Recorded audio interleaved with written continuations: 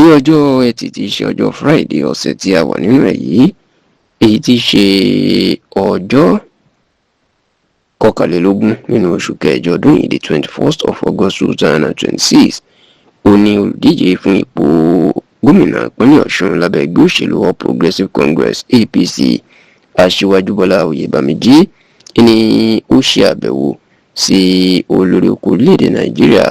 Ààrẹ Bọ́lá Ahmed Tinubu nílé ìjọba ní Àbújá, èyí tó ń pè ní Aso Villa tàbí Aso Rock, tó sì jẹ́ pé níṣe ni ààrẹ inú bá Bọ́lá Oyèbámíjí inú bá ní gbólóhùn o lórí ètò ìdìbò tí ó pàdánù náà. Kì í ṣe ìròyìn mọ́ pé ipò kejì ní Bọ́lá Oyèbámíjí ló ṣe nínú ètò ìdìbò gómìnà ìpínlẹ̀ Ọ̀ṣun tó wáyé lọ́jọ́ àbámẹ́ta tí í ṣe ọjọ́ sátidé ọ̀sẹ̀ tó kọjá, tó sì jẹ́ pé gómìnà Nurudeen Jackson Adémọ́lá Adélékè ó ní ó jáwé olúborí nínú ètò ìdìbò náà. ṣá o, lẹ́yìn wákàtí mẹ́rìnlélógún 24 hours, èyí lẹ́yìn ọjọ́ kan tí gómìnà Adémọ́lá Adélékè tó ṣe àbẹ̀wò sí Tinubu, òun náà ní Oyèbámíjí òun náà lọ ṣe àbẹ̀wò tiẹ̀, tó sì jẹ́ pé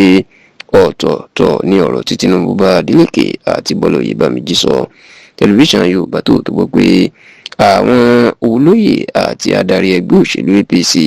ni wọ́n jẹ́ kó di mọ̀ fún Tinubu pé bó ṣe gba àlejò Adélékè lọ́jọ́ Thursday ọ̀sẹ̀ tá a wà nínú ẹ̀ yìí, ìpè tí kò tí ì gbàlejò olùdíje ti ẹgbẹ́ òṣèlú APC wọn ní eléyìí iṣẹ́ ọ̀tọ̀ inú wọn sáwọn ọmọ ẹgbẹ́ òṣèlú APC, bí ẹni pé kò gba títà àwọn ọmọ ẹgbẹ́ òṣèlú APC tá dúró tì ní, tá a sì gbọ́ pé gbogbo eléyìí ó ní ààrẹ Bọ́lá Ahmed Tinubu inú náà rò pọ̀ tó fi tètè ránṣẹ́ pé Bọ́lá Oyèbámíjí. Tẹlifíṣàn Yorùbá tó gbọ́ pé bó tilẹ̀ jẹ́ pé Tinubu yóò bá Bọ́lá Oyèbámíjí ṣe ìpàdé tẹ́lẹ̀, ṣùgbọ́n àgbọ̀ pé kì í ṣe tó fẹ́ yá kíákíá, tó sì jẹ́ pé lẹ́yìn àbẹ̀wò Adémọ́lá Adélékè ni ló jẹ́ kí wọ́n tètè fẹ́ gbé ìgbésẹ̀ láti pé Bọ́lá Oyèbámíjí wá. ṣá o, lásìkò ìpàdé náà ní ààrẹ Bọ́lá Ahmed Tinubu ló ti pàrọwà àti ẹ̀tù sí ọkàn Bọ́lá Oyèbámíjí.